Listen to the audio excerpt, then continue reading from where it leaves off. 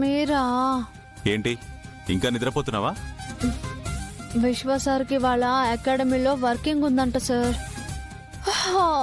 ఎలాగో ప్రాక్టీసింగ్ లేదు కదా అని పడుకున్నా. మామయ్య బిజీగా ఉంటే నేను ప్రాక్టీస్ చేద్దానరా? అదేం కుదరదు. పద అకాడమీకి వెళ్ళి ప్రాక్టీస్ చేద్దాం. దొరక్క బ్రేకింగ్ దొరికింది అనుకుంటే సార్ ప్రాక్టీసింగ్ చేసేంత వరకు వదిలేలేరే. ఏం చేయాలి? ఏంటి ఇంకా అలా ఆలోచిస్తున్నావు? కమాన్ గెట్ అప్, వెళ్ళి రెడీ అవ్వు.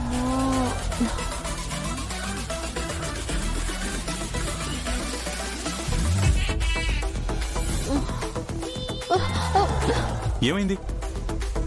ఏం లేదు సార్, కొంచెం నీరసంగా అనిపిస్తుంది. చలే చలే ఏంటి అలా చూస్తున్నావా? ఈ రోజు ప్రాక్టీసింగ్ అయిపోయిన తర్వాత సిల్లి గారి చికెన్ కూర తిందామన్నావు కదా.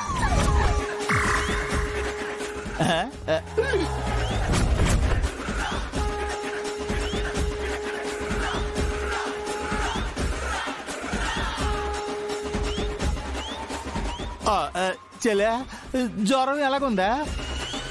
తగ్గినట్టు ఏమైనా ఉందేటే? జ్వరమా? అవును బా, చెల్లి నిన్నే జ్వరం అని చెప్పినది.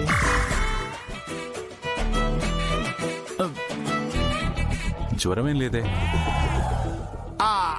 అంటే చెల్లికి చిన్నప్పటి నుంచే జ్వరం ఏంటి బయటకు తెలియదు బా, లోపల లో జ్వరం బా.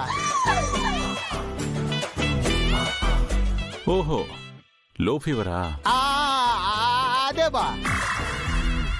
పద హాస్పిటల్కి వెళ్దాం. ఎందుకు బా హాస్పిటల్కి ఎందుకు? ఓ రోజు రెస్ట్ తీసుకుంటే తగ్గిపోద్ది. వద్దన్నయ్యా, ప్రాక్టీసింగే ముఖ్యం. నేను రెడీ అయ్యి వస్తాను సార్. పర్లేదులే, ఈ రోజు రెస్ట్ తీసుకో.